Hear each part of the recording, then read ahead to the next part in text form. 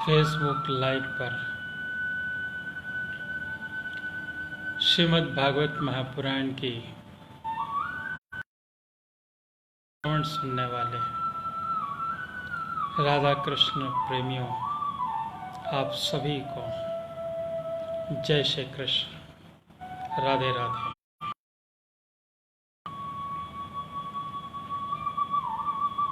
भगवान श्री कृष्ण आप सभी की मंगल कामनाओं को पूर्ण करे, ऐसे ईश्वर से हमारी प्रार्थना है। 4 बजने पर मंगलाचारण, गुरुचारण और उसके बाद राधा कृष्ण जी की एक प्यारा सा कीर्तन,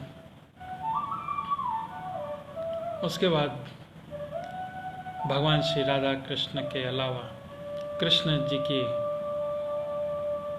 बाल लीलाओं का वर्णन का स्वरूप का श्रवण करना, यह सब हम आज की कथा पे मुख्य रूप से विवेचन करेंगे। श्री राधे राधे, श्री राधे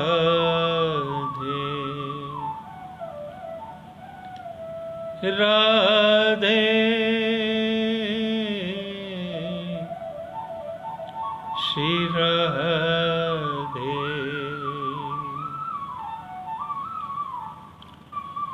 श्री राधे, श्री राधे,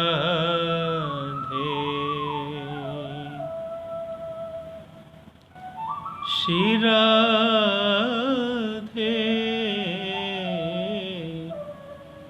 श्री राधे,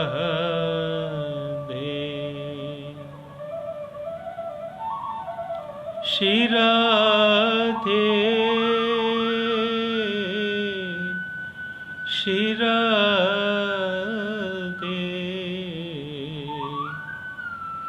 श्री राधे, श्री राधे।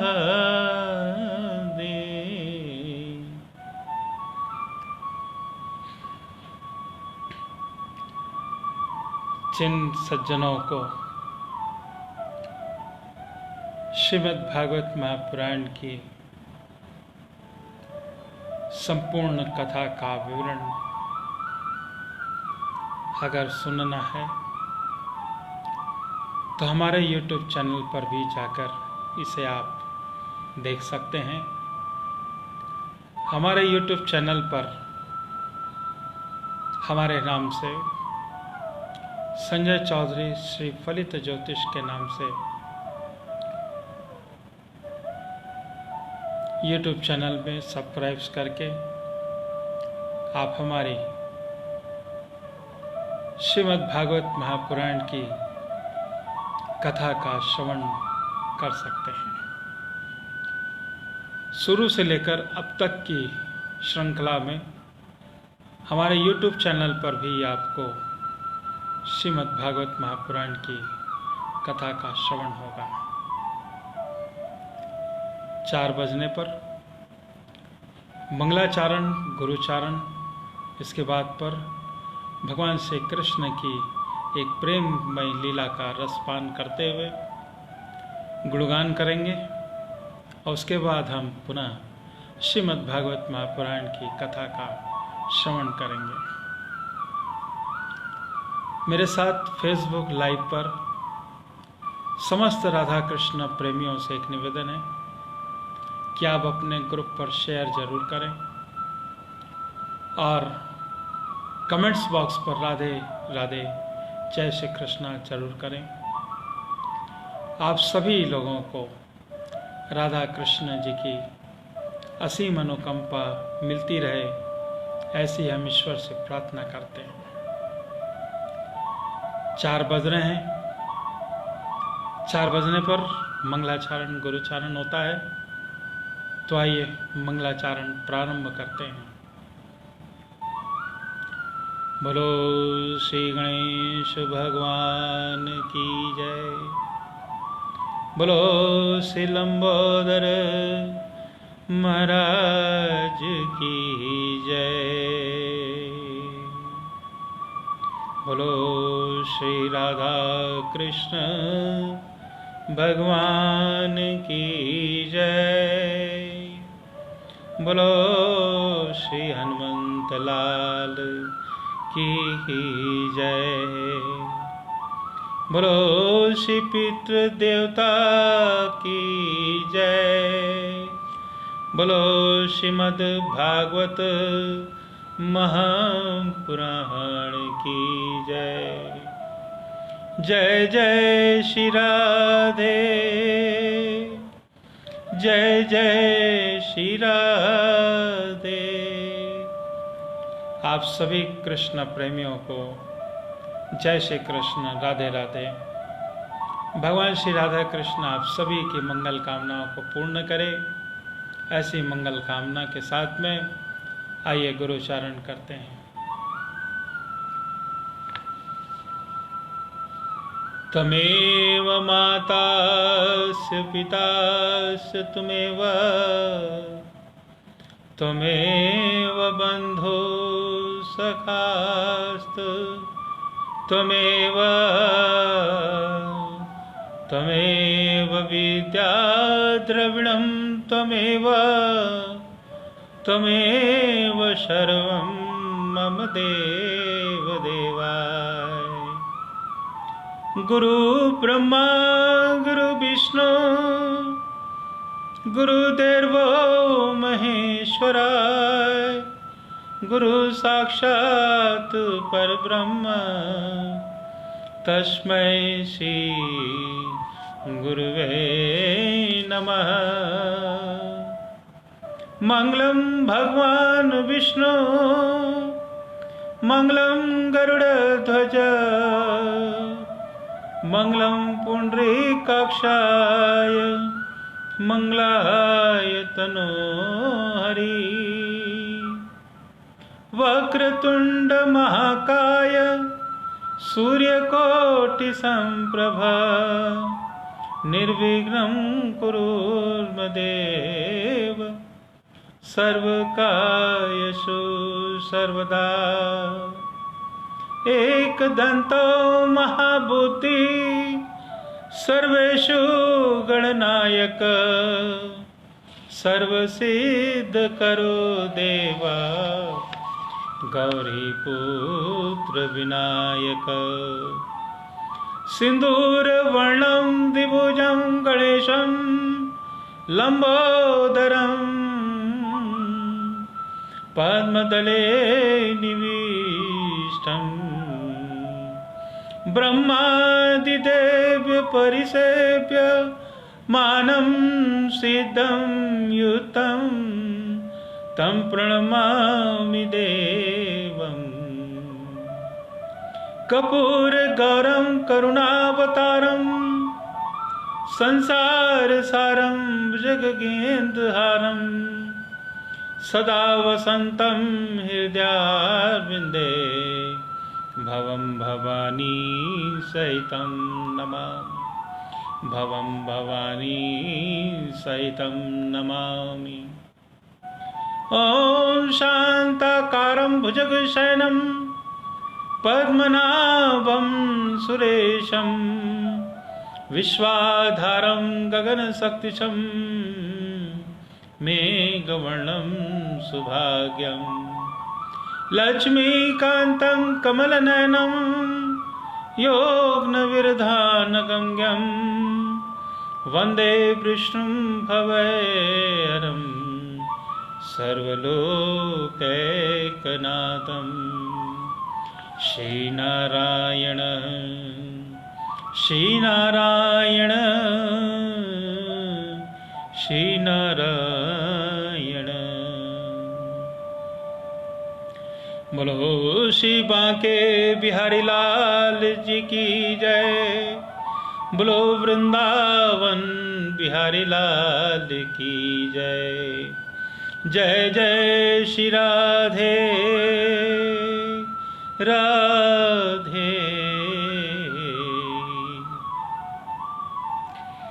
फेसबुक लाइव पर मेरे साथ पे श्रीमद् भागवत महापुराण की कथा का श्रवण सुनने वाले समस्त कृष्ण प्रेमियों को, आप सभी को जय श्री कृष्ण, राधे राधे। भगवान श्री राधा कृष्ण आप सभी के मंगल कामनाओं को पूर्ण करें, ऐसी ईश्वर से हमारी प्रार्थना है। आप ग्रुप पर शेयर जरूर करें और अपने साथ में आपके सभी लोगों को भी श्रीमद् भागवत महापुराण की कथा का श्रवण सुनने को मिले, ऐसी हमारी लालसा है। तो चलिए राधा कृष्ण जी के साथ में आज हम भी वृंदावन चलते हैं। यूं तो वृंदावन में राधा कृष्ण की लीलाएं बहुत ही अपरंपार हैं। वहाँ पे झूला झूलती हैं राधा कृष्ण जी, और कई बार ऐसा होता है कि राधिका जो हैं झूले पर बैठ के झूलती हैं और झुलाते हमारे लाला बनवारी जी हैं, कृष्ण जी हैं, कन्हैया जी हैं। और आज कब जो है बहुत ही अजीब सा, बहुत ही सुखमय पावन का पर्व चल रहा है। भादों का समय है और रिमझिम वर्षा हो रही है। हल्के हल्के मेघ दूध हैं और हल्की हल्की गर्जना भी हो रही है। बाहर का मौसम बहुत ही सुहावना है और वहाँ पे राधा कृष्ण जो हैं झूला झूल रहे हैं। और आज झूलने पर कौन बैठे हुए हैं? बांके बिहारी लाल जी झूल बैठे हैं और उनको राधा रानी जो हैं बड़े प्यार से झुला रही हैं, आगे पीछे झुला रही हैं, साथ में सखियां भी हैं। तो जहाँ पर राधा कृष्ण और उनकी सखियां भी अगर हैं और वो झूला झूल रही हैं, तो क्यों ना हम भी वृंदावन में जाकर कान्हा जी को, कृष्ण जी को, कन्हैया जी को, राधिका के साथ पर हम भी झूला झुलाएं। चलिए वृंदावन चलते हैं।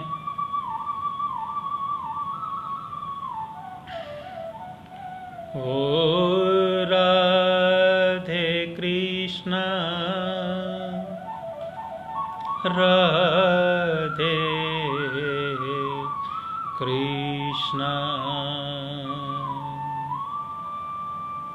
हरि बहना झूले तो झूले नंदलाल।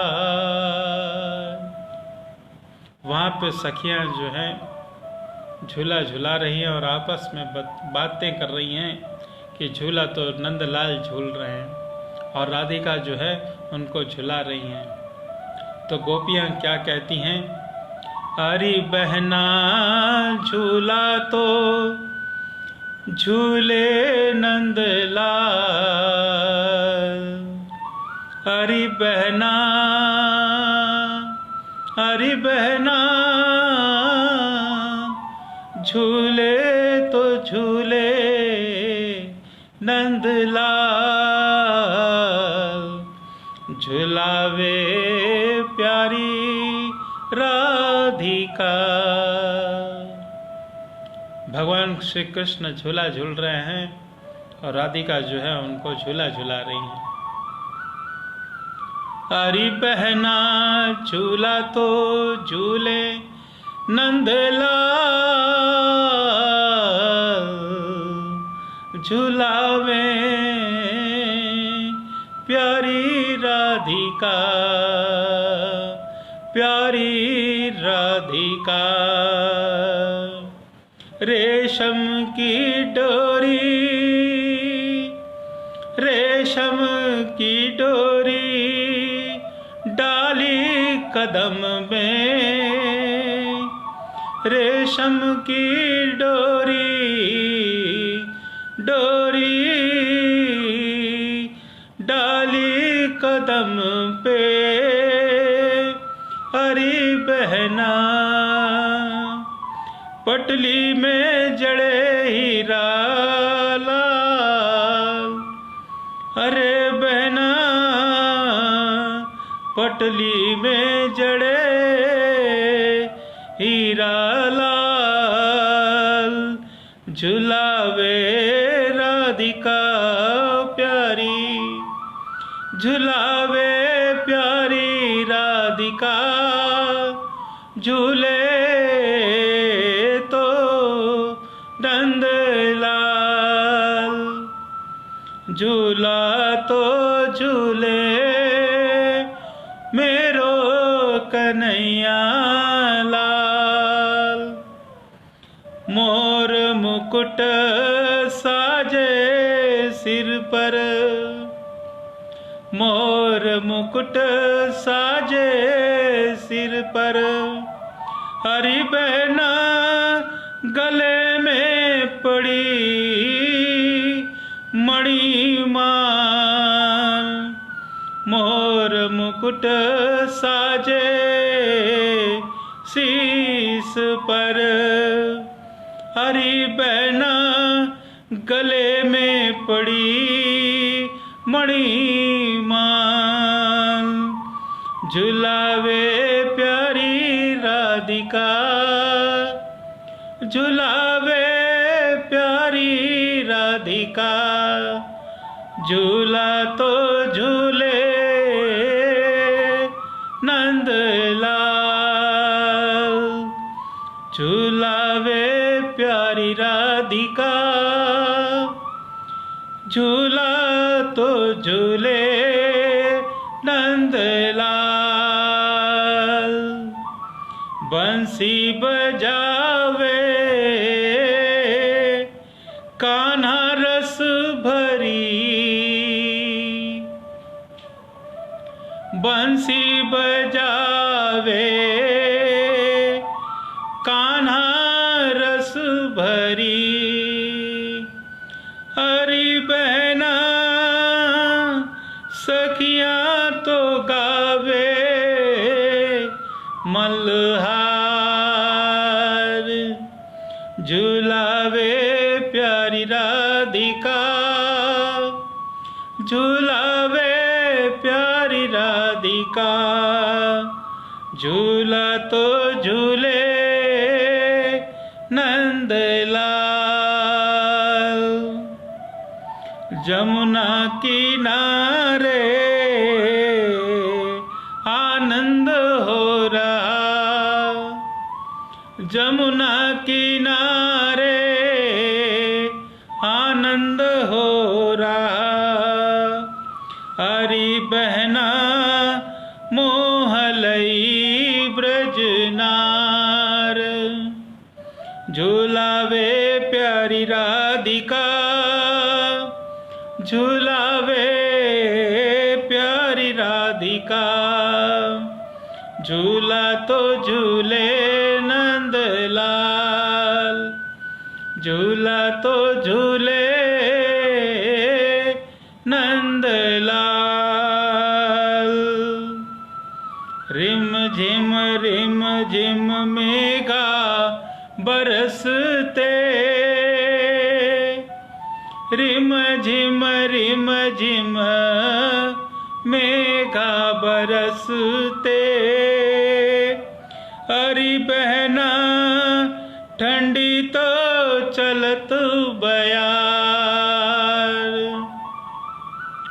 झूलावे प्यारी राधिका, झूला तो झूले नंदलाल, झूला तो झूले नंदलाल, हरी बहना झूला तो झूले नंदलाल, झूला झूले नंदलाल, झूला झूले नंदलाल, झूलावे प्यारी राधिका। का झूला झूले नंदलाल, झूला झूले नंदलाल।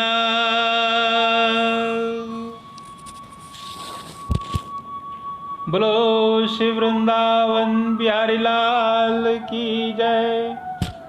जय जय श्री राधे राधे।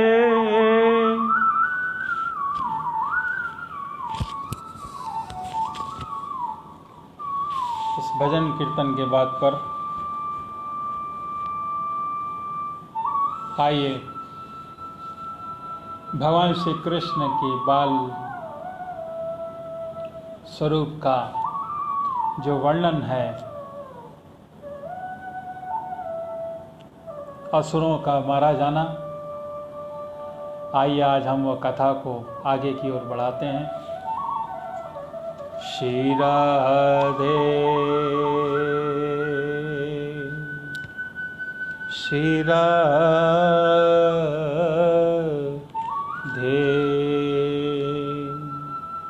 सभी कृष्ण प्रेमियों को जय श्री कृष्ण, राधे राधे। बोलो श्री कृष्ण वासुदेव की जय। श्री शुकदेव जी कहते हैं, परीक्षित, एक दिन नंदनवन श्याम सुंदर वन में ही कलेवा करने के विचार से बड़े तड़के उठ गए और सिंह बाजे के मधुर मनोहर धनु से अपने साथी ग्वाल बालों को मन की बात जानते हुए उन्हें जगाया और बछड़ों को आगे करके वे ब्रजमंडल से आगे निकल पड़े। श्री कृष्ण के साथ उनके प्रेमी सहस्त्रों ग्वाल बाल सुंदर चीके बेत सिंगी और बांसुरी लेकर अपने सहस्त्रों बछड़ों को आगे करके बड़ी प्रसन्नता से अपने अपने घरों से चल पड़े। उन्होंने श्री कृष्ण के अनगिनत बछड़ों में अपने अपने बछड़े मिला दिए और उसी स्थान पर बालोचित खेल खेलते में विचरने लगे।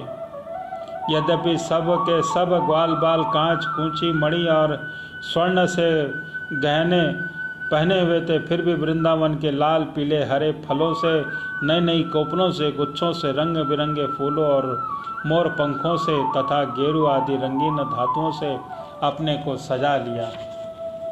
कोई किसी का छीका चुरा लेता तो कोई किसी का बेत या बांसुरी। जब उन वस्तुओं के स्वामी को पता चलता तो लेने वाले किसी दूसरे के पास दूर फेंक देता, दूसरा तीसरे के और तीसरा दूर फेंक के चौथे पास में। फिर वह हंसते और उन्हें लौटा देते। यदि श्याम सुंदर श्री कृष्ण वन की शोभा देखने के लिए कुछ आगे बढ़ते तो मैं पहले छूँगा, पहले मैं छूँगा, इस प्रकार आपस में होड़ लगाकर सब के सब उनकी ओर दौड़ पड़ते और उन्हें छूकर आनंद मग्न हो जाते। कोई बांसुरी बजा रहा है, कोई सिंगी फूंक रहा है, कोई कोई भौरों के साथ गुनगुना रहे हैं, तो बहुत से कोयल स्वर में मिलाकर कुहू कुहू कर रहे हैं। एक और कुछ ग्वाल बाल आकाश में उड़ते हुए पक्षियों की छाया के साथ दौड़ लगा रहे हैं, तो दूसरी ओर कुछ हंसों की चाल की नकल करते हुए उनके साथ सुंदर गति से चल रहे हैं। कोई बगलों के पास उन्हीं के समान आंखें मूंद कर बैठ रहे हैं, तो कोई मोरों को नाचते हुए उन्हीं की तरह नाच रहे हैं। कोई कोई बंदरों की पूंछ पकड़कर खींच रहे हैं, तो उन्हीं के साथ इस पेड़ में उस पेड़ पे चढ़ रहे हैं, तो कोई उनसे हाथ मुंह बना रहे हैं, तो कोई उनके साथ एक डाल से दूसरी डाल पर छलांग मार रहे हैं। बहुत से ग्वाल बाल तो नदी के कछार में छप का खेल खेल रहे हैं और उसमें फुदकते हुए मेंढकों के साथ स्वयं भी फुदक रहे हैं। कोई पानी में अपनी परछाई देखकर तो उसकी हंसी कर रहे हैं, तो कोई अपने शब्द की प्रतिध्वनि को भुला भुरा कह रहे हैं। भगवान श्री कृष्ण ज्ञानी संतों के लिए स्वयं ब्रह्मानंद के मूर्तिवान अनुभव हैं। दास्य भाव से युक्त भक्तों के लिए वे परम उनके आराध्य देव और परम ऐश्वर्यशाली परमेश्वर हैं। माया मोहित विषयांधों के लिए वह केवल एक मनुष्य बालक हैं। उन्हीं भगवान के साथ वे महान पुण्यात्मा ग्वाल बाल तरह तरह के खेल खेल रहे हैं। बहुत जन्मों तक श्रम और कष्ट उठाकर उन्होंने अपनी इंद्रियों और अंतःकरण में वश में कर लिया है। उन योगियों के लिए भगवान श्री कृष्ण के चरण कमलों की रज अप्राय वही भगवान स्वयं जिन व्रजवासी ग्वाल बालों के शाखों के सामने रहकर सदा खेल खेलते हैं, उनके सौभाग्य की महिमा इससे अधिक और कही क्या जाए। बोलो श्री कृष्ण वासुदेव की जय। परिस्थित इसी समय अघासुर नाम का एक महान दैत्य धमका। उससे श्री कृष्ण ग्वाल बालों के सुख में कीड़ा देखी न गई। उसके हृदय में जलन होने लगी और वह इतना भयंकर था कि अमृत पान करके वो अमर देवता भी उससे अपने जीवन की रक्षा के लिए चिंतित रहा करते थे। इस बात का बाट देखते रहते थे कि किसी प्रकार इसकी मृत्यु का अवसर आ जाए। अघासुर पूतना बकासुर का छोटा भाई और कंस का भेजा हुआ था। श्री कृष्ण श्री दामा आदि ग्वाल बालों को देखकर मन ही मन सोचने लगा कि यही मेरे सगे भाई और बहन को मारने वाला है, इसलिए आज मैं इन ग्वाल बालों के साथ इसे मार डालूंगा। यह सब मरकर मेरे उन दोनों भाई बहनों के मृत तर्पण की तिलांजलि बन जाएंगे। तब ब्रजवासी अपने आप मेरे जैसे हो जाएंगे। संतान ही प्राणियों की प्राण है। जब प्राणी न रहेंगे तब शरीर कैसे रहेगा। इसकी मृत्यु से ब्रजवासी अपने आप मर जाएंगे। ऐसा निश्चय करके वह दुष्ट दैत्य अजगर का सा रूप धारण कर मार्ग में लेट गया। उसका वह अजगर शरीर 1 योजन लंबे बड़े पर्वत के समान विशाल एवं मोटा था। वह बहुत ही अद्भुत था। उसकी नियत उन सब ग्वाल बालों को निगल जाने की थी, इसलिए उसने गुफा के समान अपना बहुत सा मुंह फाड़ रखा था। उसका नीचे का होंठ पृथ्वी से और ऊपर का होंठ बादलों से लगा रहा था। उसके जबड़े कंदराओं के समान थे। दाढ़ें पर्वतों के शिखर से जान पड़ती थी। मुंह के भीतर घोर अंधकार था। जीभ एक चौड़ी लाल सड़क सी दिखती थी। सांस आदि के समान थी और आंखें धनावल के समान दहक रही थी। अघासुर का ऐसा रूप देखकर बालकों ने समझा कि यह भी वृंदावन की कोई शोभा है। वे कौतूहलवश खेल ही खेल में उत्प्रेक्षा करने लगे, मानो यह अजगर का खुला हुआ मुंह है। कोई कहता, मित्रों भला बताओ तो यह जो हमारे सामने कोई जीव सा बैठा है, यह हमें निगलने के लिए खुले हुए किसी अजगर के मुंह के जैसा नहीं है। दूसरे ने कहा, सचमुच सूर्य की किरणें पड़ने से जो बादल लाल लाल हो गए हैं वो ऐसे मालूम होते हैं मानो ठीक ठीक उसकी ऊपरी होंठ ही हो और उसे बादलों की परछाई से यह नीचे की ओर भूमि और कुछ लाल सी दिख रही है और वही इसका नीचे का होंठ पड़ता है। तीसरे ग्वाल बाल ने कहा कि सच है, देखो तो सही, क्या ये दाई और बाईं ओर भी गिरी गंदनाएं अजगर के जबड़ों की होड़ नहीं लगती। ऊंची ऊंची शिखर पंक्तियों को साफ साफ उनकी दाढ़ें मालूम पड़ती हैं। चौथे ने कहा कि अरे भाई, यह लंबी चौड़ी सड़क तो ठीक अजगर की जीभ सरी की मालूम पड़ती है और इन श्रृंगारों के बीच अंधकार को तो उनके मुख में भीतरी भाग में भी जो मात करता है।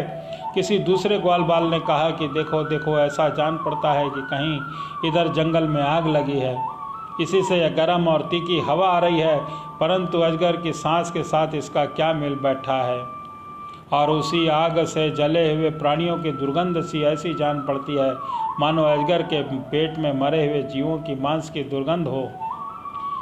तब उन्हीं में से एक ने कहा कि यदि हम लोग इनके मुंह में घुस जाएं तो क्या यह हमें निगल जाएगा। हाजी, क्या निकलेगा। ऐसा कोई करने से ठिठाई की तो एक क्षण में भी यह बकासुर के समान नष्ट हो जाएगा। हमारा यह कन्हैया इसको छोड़ेगा थोड़े ही। इस प्रकार कहते हुए ये ग्वाल बाल बकासुर को मारने वाले श्री कृष्ण का सुंदर मुख को देखते और ताली पीट पीट कर हंसते हुए अघासुर के मुंह में घुस गए। उन अनजान बच्चों की आपस में हुई भ्रम बातें सुनकर भगवान श्री कृष्ण ने सोचा, अरे इन्हों तो सच्चा सर्प भी झूठा प्रतीत होता है। परीक्षित भगवान श्री कृष्ण जान गए कि यह राक्षस है। भला उससे क्या छिपा रहता, वे तो समस्त प्राणियों के हृदय में निवास करते हैं। अब उन्होंने यह निश्चय किया कि उन्हें अपने सखा ग्वाल बालों को उनके मुख से बचा लेने। भगवान ने इस प्रकार सोच ही रहे थे कि सब के सब ग्वाल बाल बछड़ों के साथ उस असुर के पेट में चले गए, परंतु अघासुर ने अभी उन्हें निगला नहीं।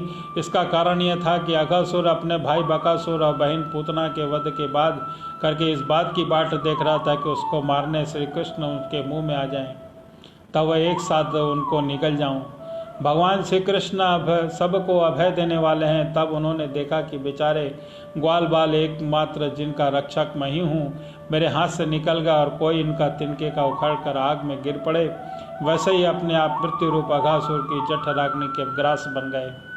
तब देव की इस विचित्र लीला पर भगवान को बड़ा विस्मय हुआ और उनका हृदय दया से द्रवित हो गया। वे सोचने लगे कि अब मुझे क्या करना चाहिए, ऐसा कौन सा उपाय है इसकी दुष्ट की मृत्यु भी हो जाए और संत स्वभाव भोले भाले बालकों की हत्या भी न हो। ये दोनों काम कैसे हो सकते हैं? परिचित भगवान श्री कृष्ण भूत भविष्य वर्तमान सबको प्रत्यक्ष देखते हैं। उनके लिए यह उपाय जानना कोई कठिन न था। वे अपना कर्तव्य निश्चय करके स्वयं उसके मुंह में घुस गए। उस समय बादलों के छिपे हुए देवता भयवश हाय हाय कहकर पुकार उठे। अगासुर के हितैषी कंस आदि राक्षस हर्ष प्रकट करने लगे। बोलो बाल कृष्ण गोपाल की जय। अगासुर बछड़ों और ग्वाल बालों के सहित भगवान श्री कृष्ण को अपनी दाढ़ों से चबाकर चूर चूर कर डालना चाहता था, परंतु उसी समय अविनाशी श्री कृष्ण ने देवताओं की हाय हाय सुनकर उनके गले में अपने शरीर की बड़ी फुर्ती बढ़ा लिया और इसके बाद भगवान ने अपने शरीर को इतना बड़ा कर लिया कि उसका गला रूंध गया। आंखें उलट गई, वह व्याकुल होकर बहुत छटपटाने लगा। सांस रुककर शरीर में भर गई और अंत में उसके प्राण बंद रंध्र फोड़कर बाहर निकल गए। उसी मार्ग से प्राणों के साथ उसकी सारी इंद्रियां भी शरीर से बाहर हो गई। उसी समय भगवान मुकुंद ने अपनी अमृतमय दृष्टि से मरे हुए बछड़ों और ग्वाल बालों को जिला दिया और उन सब को लेकर वे अघासुर के मुंह से निकल आए। उस अजगर के स्थूल शरीर से एक अत्यंत अद्भुत और महान ज्योति निकली। उस समय उस ज्योति के प्रकाश से दसों दिशाएं प्रज्वलित हो उठी। वह थोड़ी देर तो आकाश में स्थित होकर भगवान के निकलने की प्रतीक्षा करती रही। जब वे बाहर निकल आए तब वह देवताओं को देखते ही देखते उन्हीं में समा गई।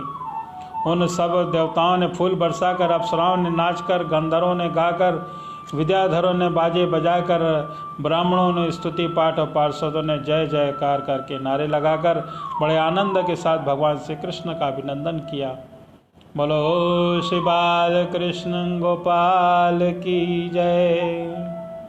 भगवान श्री कृष्ण ने अघासुर को मारकर उन सब का बड़ा काम किया था।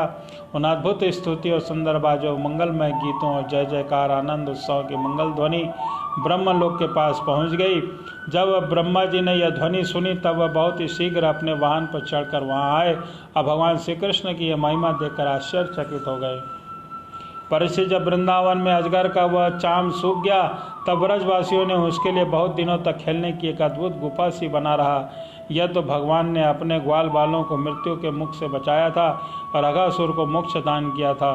वह लीला भगवान ने अपनी कुमार अवस्था में अर्थात 5वें वर्ष में ही की थी। ग्वाल बालों ने उसी अवस्था में देखा था कि परंतु पौडक अवस्था अर्थात 6ठे वर्ष में अत्यंत आश्चर्यचकित होकर ब्रज में उनका वर्णन किया गया है। अघासुर मूर्तिमान पाप ही था कि भगवान के स्पर्श मात्र से उसके सारे पाप धुल गए और उस वक्त सारूप्य मुक्ति की प्राप्ति हुई जो पापियों को कभी नहीं मिल सकती। परंतु यह कोई आश्चर्य की बात नहीं है, क्योंकि मनुष्य बालक से लीला करने वाले वही परम पुरुष परमात्मा हैं जो व्यक्त अव्यक्त और कार्य कारण रूप समस्त जगत के एकमात्र विधाता हैं। भगवान श्री कृष्ण के किसी भी एक अंग की भाव निर्मित प्रतिमा यदि ध्यान के द्वारा एक बार भी हृदय में बैठा ली जाए तो सालोक के सामीप्य आदि गति की प्रदान करती है जो भगवान के बड़े बड़े भक्तों को मिलती है। भगवान आनंदमय के नित्य साक्षात्कार स्वरूप हैं। माया उनके पास तक नहीं फटक पाती। वही स्वयं अघासुर के शरीर में प्रवेश कर गए। अब क्या उसकी सदगति में कोई संदेह है? बोलो बाल कृष्ण गोपाल की जय। सूत जी कहते हैं कि सौनकादिक ऋषियों, यदि वंश शिरोमणि भगवान श्री कृष्ण ने राजा परीक्षित को जीवन दान दिया था। उन्होंने जब अपने रक्षक एवं जीवन सर्वर्ष का यह विचित्र चरित्र सुना तब उन्होंने फिर शुकदेव जी के महाराज से उन्हीं की पवित्र लीला के संबंध में प्रश्न किया। इसका कारण यह था कि भगवान की अमृतमय लीला के परीक्षित की चित्त को अपने वश में कर रखा था। राजा परीक्षित ने पूछा कि भगवान, आपने कहा था कि ग्वाल बालों ने भगवान की भी 5वें वर्ष की लीला में ब्रज में 6ठे वर्ष में जाकर कही। अब इस विषय में आप कृपा करके यह बताइए कि एक समय की लीला दूसरे समय की वर्तमान काली कैसे हो सकती है। महायोगी गुरुदेव, मुझे इस आश्चर्यपूर्ण रहस्य को जानने का बड़ा कौतूहल रहा है। आप कृपा करके बताइए कि अवश्य इसमें भगवान श्री कृष्ण की विचित्र घटनाओं का घटित करने वाली माया का कुछ न कुछ काम होगा, क्योंकि किसी प्रकार का ऐसा नहीं हो सकता है। गुरुदेव, यद्यपि ये छत्र योचित धर्म ब्राह्मण सेवा से विमुख होने के कारण मैं अपराधी नाम मात्र छत्री हूँ, तथापि हमारा हो भाग्य कि हम आपके मुखारविंद से निरंतर झरते हुए परम पवित्र मधुमय श्री कृष्ण लीला का बार बार अमृत पान कर रहे हैं।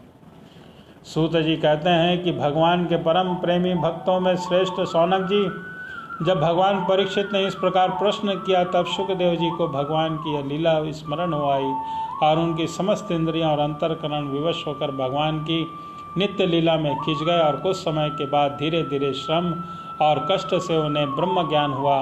तब वे परीक्षित से भगवान की लीला का वर्णन करने लगे। बोलो श्री बाल कृष्ण गोपाल की जय।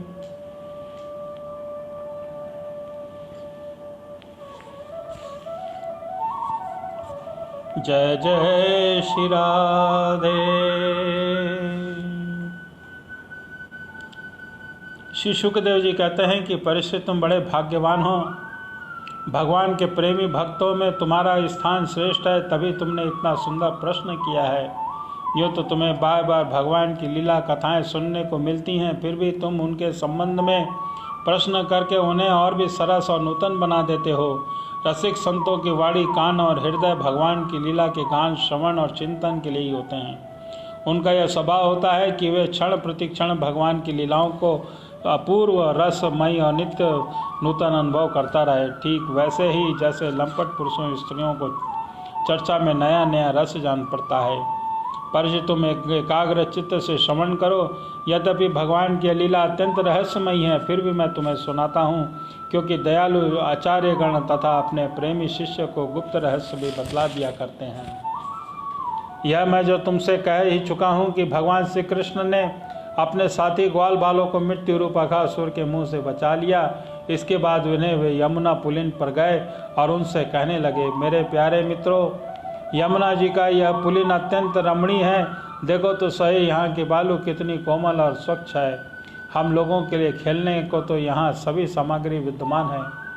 देखो, एक और रंग बिरंगी कमल खिले हुए हैं और उन्हीं सुगंध से खींचकर भौरे गुंजार कर रहे हैं, और तो दूसरी ओर सुंदर सुंदर पक्षी बड़ा ही मधुर कलरव कर रहे हैं, जिसकी प्रतिध्वनि से सुशोभित वृक्ष की इस स्थान की शोभा बढ़ा रहे हैं। अब हम लोगों को यहाँ भोजन कर लेना चाहिए, क्योंकि दिन बहुत चढ़ आया है। हम लोग भूख से पीड़ित हो रहे हैं। बछड़े पानी पीकर समीपी धीरे धीरे हरी हरी घास चरती रहें। ग्वाल बालों ने एक स्वर में कहा, ठीक है ठीक है। उन्होंने बछड़े को पानी पिलाकर हरी हरी घास छोड़ दिया और अपने अपने चीखे खोल खोल कर भगवान के साथ बड़े आनंद से भोजन करने लगे। उनके सबके बीच में भगवान श्री कृष्ण बैठ गए और चारों ओर ग्वाल बालों से ने बहुत सी मंडलाकार पंक्तियां बना ली और एक से एक सटकर बैठ गए। सबके मुंह में श्री कृष्ण की ओर थे और सबकी आंखें आनंद से खिल रही थी। वन भोजन के समय श्री कृष्ण के साथ बैठे हुए ग्वाल बाल ऐसे शोभायमान हो रहे थे मानो कमल की कर्णिका के चारों ओर उसकी छोटी छोटी पंखुड़ियाँ सुशोभित हो रही हैं। कोई पुष्प तो कोई पत्ते, कोई कलपल्लव, अंकुर, फल, चीके, छाल, पत्थरों के एक पात्र भोजन करने लगे। भगवान श्री कृष्ण ग्वाल बाल सभी परस्पर अपने अपनी भिन्न भिन्न रुचि का प्रदर्शन करते और किसी को हंसा देते तो कोई किसी को हंसते हंसते लोटपोट हो जाता। इस प्रकार वे सब भोजन करने लगते हैं। उन्होंने मुरली को तो कमर में फेंट के आगे की ओर खोस लिया था। सिंह और बेत बगल में दबा लिए और बाएं हाथ में मधुर ही घृत मिश्रित दही भात का ग्रास था और उंगलियों में अदरक, नींबू आदि के अचार, मुरब्बे आदि दबा रखे थे। ग्वाल बाल उनको चारों ओर ऐसे घेर बैठे थे कि जैसे वे सबके सामने बीच में बैठकर अपनी विनोद भरी बातों से उनके सबके साथी ग्वाल बालों को हंसाते जा रहे थे। जो समस्त यज्ञों के एकमात्र भोक्ता हैं, वही भगवान ग्वाल बालों के साथ बैठकर इस प्रकार बाल लीला करते कि भोजन कर रहे हैं और स्वर्ग के देवता आश्चर्यचकित होकर यह अद्भुत लीला देख रहे हैं। भरतवंश शिरोमणि इस प्रकार भोजन करते करते ग्वाल बाल भगवान के इस रहस्यमयी लीला का तन्मय हो गए और उसी समय उनके बछड़े हरी हरी घास के लालच में घोर जंगल की ओर बड़ी दूर निकल गए। जब ग्वाल बालों ने उसका उस ओर गया तब वे भयभीत हो गए। उस समय अपने भक्तों के भय को भगा देने वाले भगवान श्री कृष्ण ने कहा कि मेरे प्यारे मित्रों, तुम लोग भोजन करना बंद मत करो, मैं अभी बछड़ों को लिए आता हूँ। ग्वालों को इस प्रकार कहकर भगवान श्री कृष्ण हाथ में दही भात का कौर लिए ही पहाड़ों, गुफा और गुंजों और अन्याय भयंकर स्थानों में अपने साथ साथियों को बछड़ों को ढूंढने चल दिए। परीक्षित ब्रह्मा जी पहले ही आकाश में उपस्थित थे। प्रभु के प्रभाव से अघासुर का मोक्ष देखकर उन्हें बड़ा आश्चर्य हुआ। उन्होंने सोचा कि लीला से मनुष्य बालक बने हुए भगवान श्री कृष्ण की कोई मनोहर महिमामयी लीला देखनी चाहिए। ऐसा सोचकर उन्होंने पहले तो बछड़ों को और भगवान श्री कृष्ण को चले जाने पर ग्वाल बालों को यातंत्र ले जाकर रख दिया और स्वयं अंतर्ध्यान हो गए। अंततः वे जड़ कमल ही को तो संतान है। भगवान श्री कृष्ण बछड़े न मिलने पर यमुना जी के पुलिन पर लौट आए, परंतु यहाँ क्या देखते हैं कि ग्वाल बाल भी नहीं है और उनमें वन में घूम घूम कर चारों ओर उन्हें ढूंढा, परंतु जब ग्वाल बाल और बछड़े नहीं मिले तब वे तुरंत जान गए कि यह सब ब्रह्मा की करतूस है, वे सारे विश्व के एकमात्र ज्ञाता हैं। तब भगवान श्री कृष्ण ने बछड़ों और ग्वाल बालों और माताओं को ब्रह्मा जी को अंतर्ध्यान आनंदित करने के लिए अपने आप को बछड़ों और ग्वाल बालों सहित दोनों को अपने रूप बना लिया, क्योंकि वही संपूर्ण विश्व के कर्ता सर्वशक्तिमान ईश्वर हैं। परिचित वे बालक और बछड़े संख्या में जितने थे उतने ही छोटे छोटे उनके शरीर थे।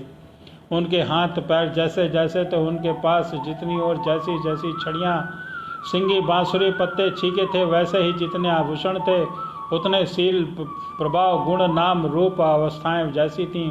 जिस प्रकार वे खाते पीते चलते, ठीक वैसे ही उतने रूपों में सर्वस्वरूप भगवान श्री कृष्ण प्रकट हो गए। उस समय वह संपूर्ण जगत विष्णु रूप हैं। यह वेदवाणी मानव मूर्ति प्रकट हो गई। सर्वात्मा भगवान स्वयं ही बछड़े बन गया और स्वयं ही ग्वाल बाल। अपने आत्म स्वरूप बछड़ों को अपने आत्म रूप ग्वाल बालों ने द्वारा घेर कर अपने को साथ अनेकों प्रकार के खेल खेलते और ब्रज में प्रवेश किया। परिस्थित जिस ग्वाल बाल के जो बछड़े थे उन्हीं ग्वाल बालों के रूप में अलग अलग ले जाकर उनकी बाल सका में घुसा दिया और अपने बालकों के रूप में उनके भिन्न भिन्न घरों में चले गए।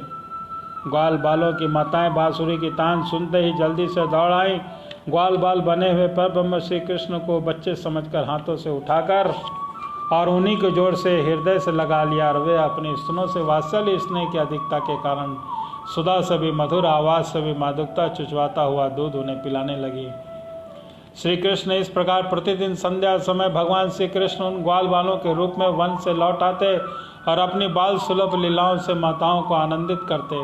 वे माताएं उपटन लगाती और नहलाती और चंदन का लेप करती और अच्छे अच्छे वस्त्रों और गहनों से सजाती। उन्हें बाहों के बीच में और ठीठ से बचाने के लिए काजल सा ठिठौना लगा देती और भोजन कराती और तरह तरह के बड़े लाड प्यार से उनका लालन पालन करती। ग्वालनों के समान गौवें भी जब जंगलों में चढ़ चढ़ कर जल्दी जल्दी लौटती और उनके हुंकार सुनकर उनके प्यारे बछड़े दौड़कर उन्हीं के पास आते, तब वे बार बार उनसे उनकी जीभ चाटती और अपना दूध पिलाती। इस समय स्नेह की अधिकता के कारण उनके थनों से स्वयं दूध की धारा बहने लगी। इन गायों ग्वालनों का मातृ भाव पहले जैसा ऐश्वर्य ज्ञान रहित विशुद्ध था। हाँ, वे अपने असली पुत्रों की अपेक्षा इस समय उनका स्नेह अवश्य अधिक था। इस प्रकार भगवान की उनके पहले पुत्रों के समान ही पुत्र भाव दिखला रहे थे, परंतु भगवान ने उनके सेवकों के जैसा मोह भाव नहीं था। मैं इनका पुत्र हूँ और अपने बालकों के प्रति ब्रजवासियों की स्नेह की लता दिन ब दिन 1 वर्ष धीरे धीरे बढ़ती ही गई। यहाँ तक कि पहले श्री कृष्ण ने उनका जैसा असीम और असीम अपूर्व प्रेम था वैसा ही अपने बालकों के प्रति भी हो गया। इस प्रकार सर्वात्मा श्री कृष्ण बछड़े और ग्वाल बालों के बहाने गोपाल बनकर अपने बालक रूप से वत्स्य रूप का पालन करते हुए 1 वर्ष तक वन और गोष्ठा में कीड़ा करते रहे। जब 1 वर्ष पूरा होने में 5-6 रातें शेष थीं, तब एक दिन भगवान श्री कृष्ण बलराम जी के साथ बछड़ों को चराते हुए वन में गए। उस समय गौवें व गोवर्धन की चोटियों पर घास चर रही थी। वहाँ से उन्होंने ब्रज के पास घास चरते हुए बहुत दूर से बछड़ों को आते देखा। बछड़ों को देखते ही गौओं का वात्सल्य स्नेह उमड़ आया। वे अपने आप शुद्ध बुद्ध खो बैठी और ग्वालों के रोकते ही कुछ परवाह न कर जिस मार्ग वे से न जा सकते तो उसी मार्ग से हुंकार करती हुई बड़े वेग से दौड़ पड़ी। उस समय उनके थनों से दूध बहता जा रहा था। उनकी गर्दन सिकुड़कर ढील मिल गई और पूंछ हिलाकर सिर उठाकर इतने वेग से दौड़ पड़ी कि मालूम होता था मानो उनके दोनों वेग से ही पैर हैं। जिन गौओं के बछड़े भी हो चुके थे वे गोवर्धन के नीचे पहले बछड़ों के पास दौड़ाई, उन्हें स्नेहवश अपने आप बहता हुआ दूध पिलाने लगी। उस समय वे अपने बच्चों का एक एक अंग वैसे चाव से चाट रही थी मानो उन्हें अपने पेट में रख लेंगी। गौपों ने उन्हें रोकने के लिए बहुत कुछ प्रयत्न किया, परंतु उनका सारा प्रयत्न व्यर्थ रहा। अपनी विफलता पर कुछ लज्जा, गायों पर क्रोध आया। जब वे बहुत कष्ट उठाकर बहुत कठिन मार्ग से उस स्थान पर पहुंचे तब बछड़ों के साथ अपने बालकों को भी देखा। अपने बच्चों को देखते ही उनका हृदय प्रेम रस से सरोबार हो गया। बालकों के प्रति अनुराग बढ़ गया और उनका क्रोध न जाने कहाँ हवा हो गया। उन्होंने अपने बालकों को गोद में उठाकर हृदय से लगा लिया। उनका मस्तिष्क सूंघ कर अत्यंत आनंदित हुए और बड़े गोपों को अपने बालकों के आलिंगन से परम आनंद प्राप्त हुआ। वे निहाल हो गए। फिर बड़े ही कष्ट से उन्हें छोड़कर धीरे धीरे वहाँ से गए। जाने के बाद बालकों के और आलिंगन से स्मरण से उनके नेत्रों में आंसू बह गए। बलराम जी ने देखा कि ब्रजवासी गोपे, गौवें और ग्वालिनों के उन संतापों पर भी जिन्होंने अपनी माँ का दूध पीना छोड़ दिया है, क्षण प्रतिक्षण प्रेम, संपत्ति और उनके अनुरूप उत्काष्ठा बढ़ती जा रही है। तब वे विचार में पड़ गए क्योंकि उन्हें इस कारण का मालूम न था। बोलो श्री नारायण कृष्ण वासुदेव की जय। यह कैसी विचित्र बात है। सर्वात्मा श्री कृष्ण ब्रजवासियों का और मेरा अपूर्व स्नेह है वैसे ही इन बालकों बछड़ों पर भी बढ़ता जा रहा है। यह कौन सी माया है, कहाँ से आई है? यह किसी देवता है, मनुष्य की है, असुरों की है? परंतु क्या ऐसा संभव है? नहीं नहीं, यह तो मेरे प्रभु की माया है। किसी भी माया ऐसी सामर्थ्य नहीं जो मुझे मोहित कर ले। बलराम जी ऐसा विचार करके ज्ञान दृष्टि से देखा तो उन्होंने ऐसा मालूम हुआ कि सब बछड़ों और ग्वाल बालों के रूप में केवल श्री कृष्ण ही कृष्ण हैं। तब श्री कृष्ण ने से कहा कि भगवान, ये ग्वाल बाल और बछड़े न देवता हैं न कोई ऋषि ही। इस भिन्न स्वरूपों को आश्रय लेने पर भी आप अकेले इन रूपों में प्रकाशित हो रहे हैं। कृपया स्पष्ट और करके थोड़े ही रूप यह बतला दीजिए कि आप इस बछड़े, बालक, सिंगी, रस्सी आदि के रूप में अलग अलग क्यों प्रकाशित हो रहे हैं। तब भगवान ने ब्रह्मा की सारी करतूत सुनाई और बलराम जी ने बातें जान ली। परीक्षित, तब ब्रह्मा जी ब्रह्मलोक से वज्र में लौट आए और उनके कमलनान के अब तक केवल एक त्रुटि, जितमें देर में तीखी सुई की कमल की पंखुड़ी छेदे समय व्यतीत हुआ था, उन्होंने देखा कि भगवान श्री कृष्ण ग्वाल बाल और बछड़ों के साथ 1 साल पहले की भांति ही क्रीड़ा कर रहे हैं। वे सोचने लगे कि गोकुल में जितने ग्वाल बाल और बछड़े थे वे सब मेरी मायामयी सैया पर सो रहे हैं। उनकी तो मैंने अपनी माया से अचेत कर दिया था, तब वे अपने अब तक सचेत नहीं हुए हैं। तब मेरी माया से मोहित ग्वाल बाल और बछड़ों के अतिरिक्त वे उतने ही दूसरे बालक और बछड़े कहाँ से आ गए जो 1 साल से भगवान के साथ खेल रहे हैं। ब्रह्मा जी ने दोनों को देखा तो बहुत देर तक ध्यान न करके ज्ञान दृष्टि से उनका रहस्य खोलना चाहा, परंतु इन दोनों में कौन से पहले ग्वाल बाल हैं, कौन पीछे से बना लिए गए, इनमें सच्चा कौन है, कौन बनावटी है, यह बात समझ न सके। भगवान श्री कृष्ण की माया तो सभी मुग्ध हो रहे हैं, परंतु कोई भी माया मोह भगवान का स्पर्श नहीं कर सकता। ब्रह्मा जी उन्हीं भगवान कृष्ण को अपनी माया से मोहित करने चले थे, किंतु उनको मोहित करना तो दूर रहा, वे अजन्मा होने पर भी उनकी माया से अपने आप मोहित हो गए। जिस प्रकार रात के घोर अंधकार के कोहरे में अंधकार और दिन में प्रकाश के जुगनू के प्रकाश को पता नहीं चलता, वैसे ही जब शूद्र पुरुष महापुरुषों पर अपनी माया का प्रयोग करते हैं तब उनका कुछ बिगाड़ नहीं सकता, वह अपनी प्रभाव खो बैठती हैं। ब्रह्मा जी विचार कर ही रहे थे कि उन्होंने देखते ही देखते उस क्षण सभी ग्वाल बाल और बछड़े श्री कृष्ण के रूप में दिखाई पड़ने लगे। सब के सब सजल जलधर के समान श्याम वर्ण पीताम्बर धारी, शंख चक्र गदा और पद्म से युक्त चतुर्भुज, सबके सिर पर मुकुट, कानों में कुंडल, कुंठों में हार तथा वनमालाएं शोभायमान हो रही थी। उनके वक्ष स्थल पर स्वर्ण की सुनहली रेखा, श्रीवत्स बाहुओं में बाजूबंद, कलाइयों में शंखाकार, रत्नों से बड़े जड़े कंगन, चरणों में नुपुर और कड़े में करधनी तथा अंगुलियों में अंगूठियां जगमगा रही थीं। वेनक से शिखर तक समस्त अंगों में कोमल और नूतन तुलसी की मालाएं, जो उन्हें बड़े भाग्यशाली भक्तों ने पहनाई थी, धारण किए हुए थे। उनकी मुस्कान चांदनी के समान उज्ज्वल थी। रत्नारे नेत्रों, कटाक्ष पूर्ण चितवन बड़ी मधुर थी। ऐसा जान पड़ता था कि मानो वे दोनों द्वारा सत्वगुण और रजोगुण को स्वीकार करके भक्तजनों में हृदय में शुद्ध लालसाएं जगाकर उनको पूर्ण कर रहे हैं। ब्रह्मा जी ने यह भी देखा कि उन्हीं के जैसे दूसरे ब्रह्मा जी को लेकर तीर्ण तक सभी चराचर जीव मूर्तिमान होकर नाचने, गाते और अनेक प्रकार की पूजा सामग्रियों से अलग अलग भगवान को सबको रूपों की उपासना कर रहे हैं। उन्हें अलग अलग मणिमा, महिमा आदि सिद्धियां, माया विद्या, विभूतियां, महत्व आदि 24 तत्व चारों ओर से घेरे हुए हैं। प्रकृति शोभ उत्पन्न करने वाला, उसका परिमाण जानने वाला स्वभाव, वासनाओं को जगाने वाला संस्कार, कामनाएं, कर्म, विषय, फल सभी मूर्तिमान होकर भगवान के प्रत्येक रूप की उपासना कर रहे हैं। भगवान की सत्ता और महत्ता के सामने उन सभी की सत्ता महत्ता अपना अस्तित्व खो बैठती है। ब्रह्मा जी को यह भी देखा कि वे सभी भूत, भविष्य, वर्तमान काल के द्वारा सीमित नहीं है।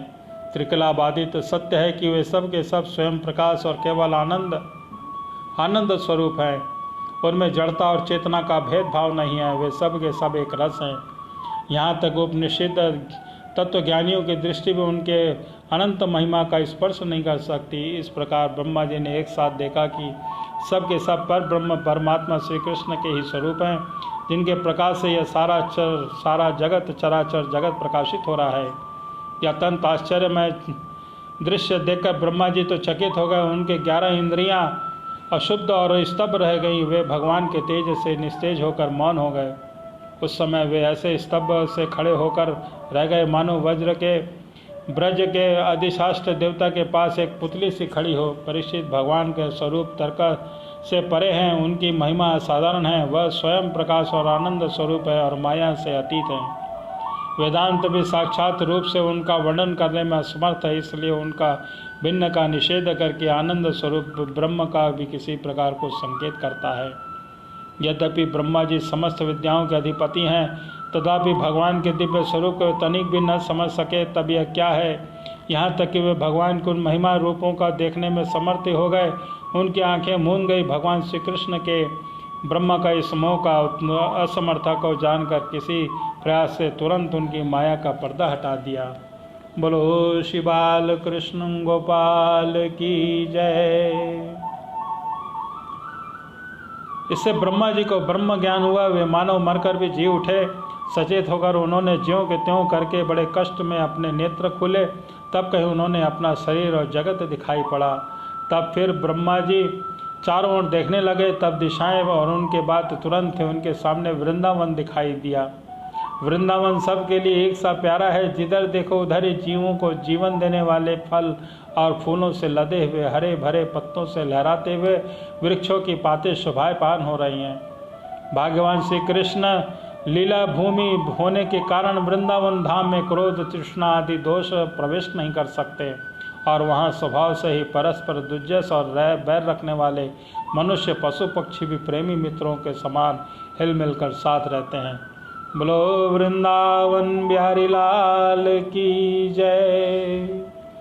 ब्रह्मा जी ने वृंदावन का दर्शन करने के बाद देखा कि अद्वितीय पर ब्रह्म गोपवंश के बालक सा एक नाट्य कर रहा है। एक होने पर भी उनके सखा हैं और अनंत होने पर भी वह इधर उधर घूम रहा है और उसके अज्ञान आघात होने पर भी अपने ग्वाल बाल और बछड़ों को ढूंढ रहा है। ब्रह्मा जी ने देखा कि जैसे भगवान श्री कृष्ण पहले हाथ में दही भात का कौर लिए ढूंढ रहे हैं, वैसे ही अकेले ही उनकी खोज में लगे हैं।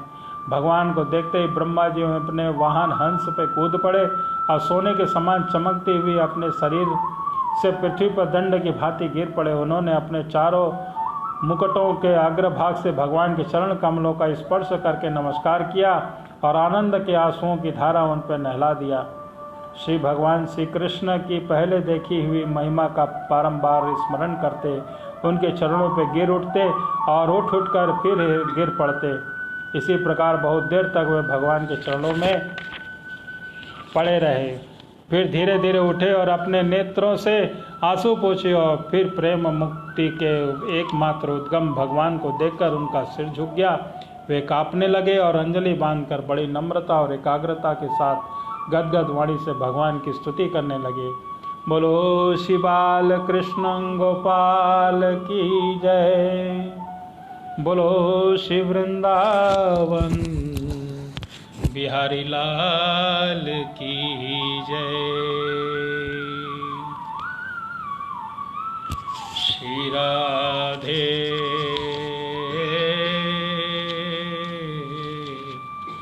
श्री राधे।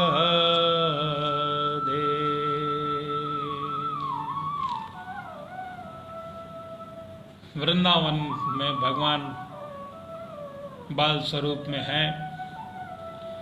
5 वर्ष की आयु चल रही थी। 1 वर्ष उन्होंने अभी और निकाला तो वृंदावन में भी 6 साल के बालक भगवान श्री कृष्ण हैं। चलिए, वृंदावन के पास में ब्रजधाम भी है। ब्रजधाम, वहाँ पे राधिका रानी भी हैं। तो चलिए राधा रानी को भी साथ में लेकर वृंदावन में चलें और भगवान राधा कृष्ण का दर्शन करें। राधा बेली सरकार, राधा अलबेली सरकार, राधा अलबेली सरकार। बार बार श्री राधे, बार बार श्री राधे, बार बार श्री राधे, हमको वृंदावन बुलाना। बार बार श्री राधे, हमको वृंदावन बुलाना, हमको वृंदावन बुलाना, हमको वृंदावन बुलाना। आप भी दर्शन देना, आप भी दर्शन देना, बिहारी जी से भी मिलवाना। आप भी दर्शन देना, बिहारी जी से भी मिलवाना। यही है विनती बार बार, यही है विनती बार बार। राधा अलबेली सरकार, राधा अलबेली सरकार। बार बार श्री राधे, बार बार श्री राधे, बार बार श्री राधे, हमको वृंदावन बुलाना। आप भी दर्शन देना, बिहारी जी से भी मिलवाना, बिहारी जी से भी मिलवाना। यही है विनती बारंबार। राधा अलबेली सरकार, राधा अलबेली सरकार। तेरी कृपा से राधा रानी, तेरी कृपा से राधा रानी, तेरी कृपा से राधा रानी। बनते हैं सब काम, तेरी कृपा से राधा रानी। बनते हैं सब काम, छोड़ के सारी दुनियादारी,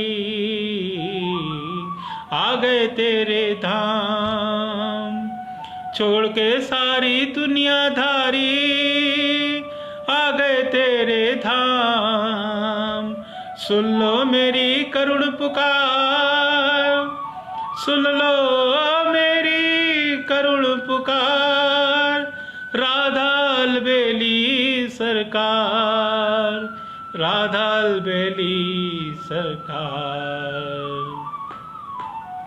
बार बार श्री राधे, बार बार श्री राधे, हमको वृंदावन बुलाना। बार बार श्री राधे, हमको वृंदावन बुलाना। आप भी दर्शन देना, बिहारी जी से भी मिलवाना।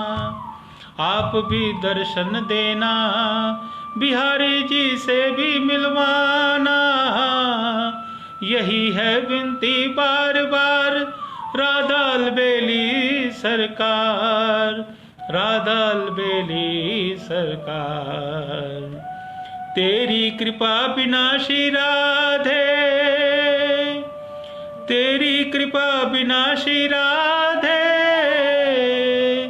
तेरी कृपा बिना श्री राधे, कोई ब्रिज में न आए।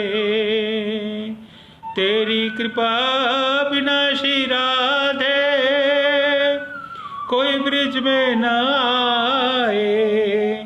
तेरी कृपा जो हो जाए, वो भवसागर पार हो जाए, वो भवसागर तर जाए।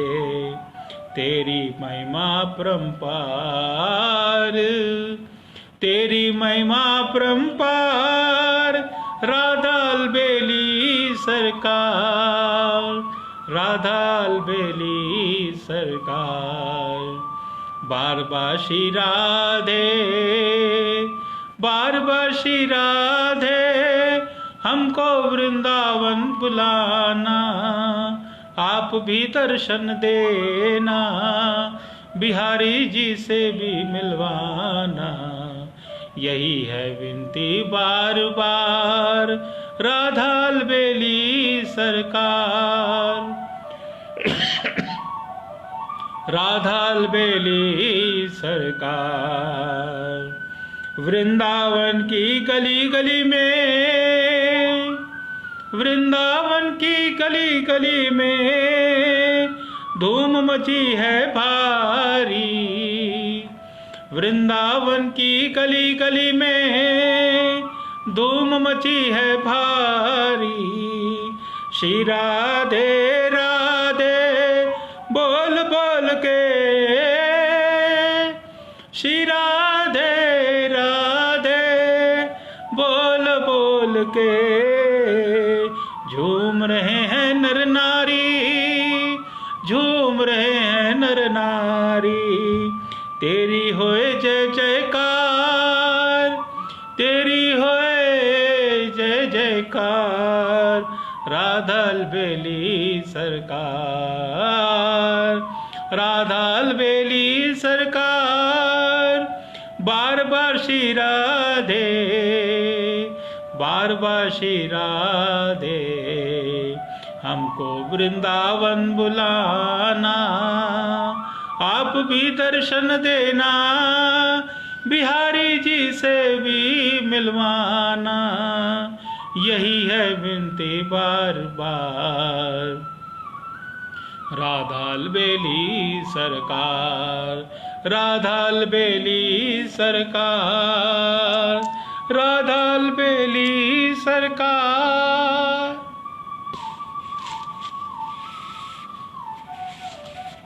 जय जय श्री राधे, जय जय श्री राधे।